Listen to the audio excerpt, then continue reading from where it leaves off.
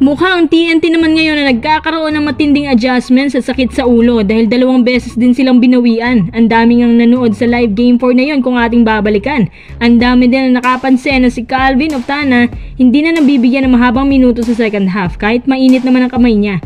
Sa game 5, matinding pag-aaral umano ang ginawa ng TNT para mabalanse ang kanilang opensa at depensa. Hiling ni Calvin Oftana na sana this time pagbigyan naman siya ni Coach Shot Reyes.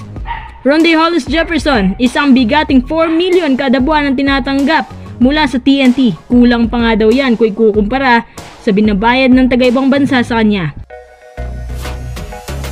Ngunit bago natin ang pagpatuloy, kung naisusuportahan ng aking channel, just click subscribe and share.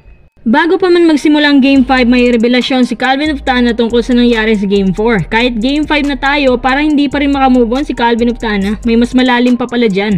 So totoo lang, tinanggap niya ng buong-buong pagkatalo, pero hindi niya matanggap yung kahit meron naman daw siyang production at mainit ang kanyang kamay, bakit iniba daw ang rotation na para bang may pumipigil kay Coach Shot na i-pull out siya kahit mainit naman ang shooting niya sa first half. Bago pa man ang lahat, pinag-aaralan daw ng mabuti ng TNT ang Ginebra. Doon nga sila kinain sa mahinang depensa at low budget na shooting.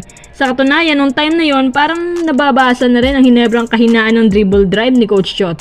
Mukhang hindi na nga effective. Ang ginawa ni Stephen Holt at Maverick Ahanmisi ang nakapagpasira sa bara-bara ni Coach Shot. Good defender si Holt at Ahanmisi. Sila ang nagdala ng main part kaya nagkabuhol-buhol at instant counter-attack na nga ito ng Ginebra para sa kanila. Inamin naman ni Oftana ang mga bagay na yan. Sinabi niya na pinaikot-ikot lang ang bola pero hindi naman tumatama. Doon pa pinapasa sa mga walang good offense. Ang punto niya kung sana, pinapasahan siya, nag-iba yung game. Sa katunayan, tinanong pa nga niya yung mga coaches kung bakit iniba yung pasahan at wala na siyang nagiging spotlight. Pero wala rin siyang nagawa dahil tabla ng series, back to normal ang momentum. Lamang naman ang Ginebra sa momentum pero dahil parehas ng tabla, parehas na rin ang mood ng bawat team. Ano ang bagong adjustments ng TNT? Dahil si RHJ ang punot dulo ng kanilang opensa, pipilitin daw ng TNT na bigyan siya ng maraming open space para makapag-penetrate.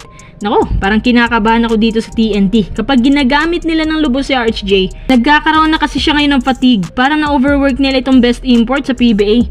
Ang susunod na plano, more minutes daw para kina Jason Castro, pati yung main man at big man. Para kasi sa kanila, isang decider game na ang Game 5. Kapag kasi hindi nila nakuha ang Game 5, baka nga hindi para sa kanilang PBA title ngayon. Bali, pipilitin pala nilang manalo sa Game 5 para maging knockout round ang Game 6 at nang sa ganun, sa kanila mapunta ang momentum.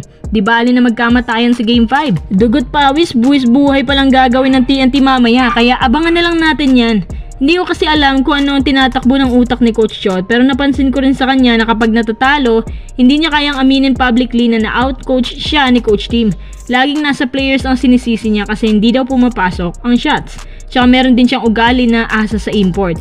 Speaking of import nga pala, ayon kay Homer Sison, $70,000 ang sinasahod ni RHJ kada buwan. Convert natin yan sa peso, 4 million lang naman ang sahod kada buwan. Ayon sa TNT, kulang pa nga raw yan kukumpara sa sinasahod niya sa labas gaya ng Jordan. Pero iba naman daw ng after ni RHJ.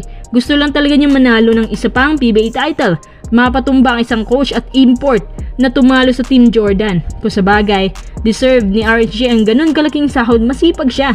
Hindi lugi ang TNT kahit gawing 6 million pa yan. Kasi halos nakabalikat na sa kanyang buong opensa pero pinabulaan na nito ng TNT. Hindi naman daw malayong mararating nila kung si RHJ lang.